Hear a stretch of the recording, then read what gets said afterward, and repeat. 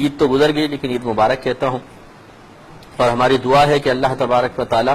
جتنے بھائیوں بہنوں نے روزے رکھے، عبادات کی، اللہ تعالیٰ ان سب کی عبادات کو، روزوں کو اور دیگر نیک اعمال جو رمضان کی مبارک ساعتوں میں کرنے کے اللہ تعالیٰ نے ان کو توفیق دی، ان سب کو اللہ تعالیٰ قبول فرمائے۔ کچھ باتیں شوال کے روزوں کے بارے میں عرض کر دیتا ہوں، پھر انشاءاللہ کالز کا سلسلہ ہوگا۔ پہلے ایک صدقہ فطر سے متعلق بات یاد رکھیے گا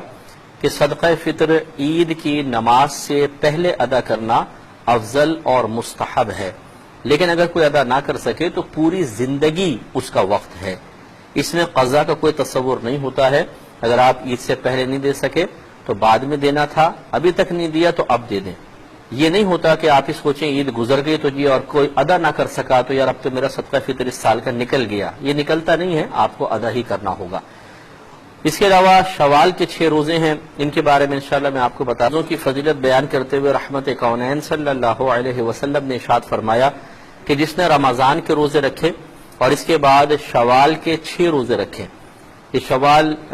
رمضان کے بعد جو اب مہینہ چل رہا ہے شوال کا مہینہ ہے، تو رحمت کونین صلی اللہ علیہ وسلم فرماتے ہیں اللہ تبارک و تعالیٰ اسے پورے سال کے روزوں کا ثواب عطا فرمائے گا، اور اس کی وجہ یہ بیان فرمائی ہے کہ ایک نیکی اللہ تبارک و تعالیٰ کی بارگاہ میں 10 نیکیوں کے برابر ہے، تو گویا کہ ایک روزہ 10 روزوں کے برابر۔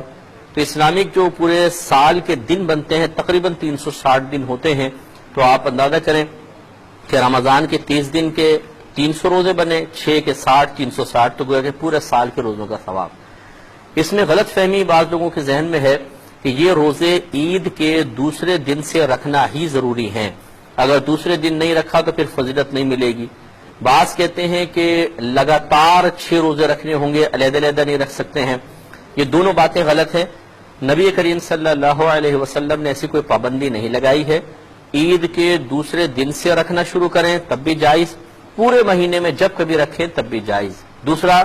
ایک ساتھ رکھیں تب بھی صحیح ہے، اور اگر آپ چاہیں تو ایک روزہ رکھیں، 2-3 دن کا گیپ کر لیں، پھر ایک روزہ رکھ لیں، پھر 2 دن چھوڑ دیں، پھر ایک روزہ رکھ لیں، آسانی کے ساتھ 6 کی تعداد پوری کرنی ہے تو انشاءاللہ آپ کے روزے ہو جائیں گے اور یہ فضیلت آپ کو حاصل ہوگی۔ بعض بھائی بہن ہم سے پوچھتے ہیں کہ یہ جو ہمارے قضا روزے رہ گئے ہیں، رمضان میں کوئی روزے قضا ہو گئے ہیں، کیا ہم وہ رکھ لیں تو ہمیں یہ فضیلت حاصل ہو جائے گی؟ دیکھیں مسئلہ یہ ہے کہ رحمت کونین صلی اللہ علیہ وسلم نے یہی فرمایا کہ اس نے رمضان کے روزے رکھے اور اس کے علاوہ 6 روزے، تو کل مل کر یہ 360 کے برابر بنیں گے۔ اگر آپ رمضان کے روزے جو رہ گئے تھے ان کو ادا کریں گے تو رمضان کے روزے بنیں گے نا، اس کے علاوہ 6 روزے اور رکھنے ہیں، تو لہٰذا یہ تو ہو سکتا ہے کہ اگر آپ قضا روزے رکھیں تو ہم اللہ تعالیٰ سے حسن ظن رکھ لیں کہ اللہ تبارک و تعالیٰ اس فضیلت کو شخص کو بھی عطا فرما دے، لیکن جو قاعدہ قانون وہ یہی ہے کہ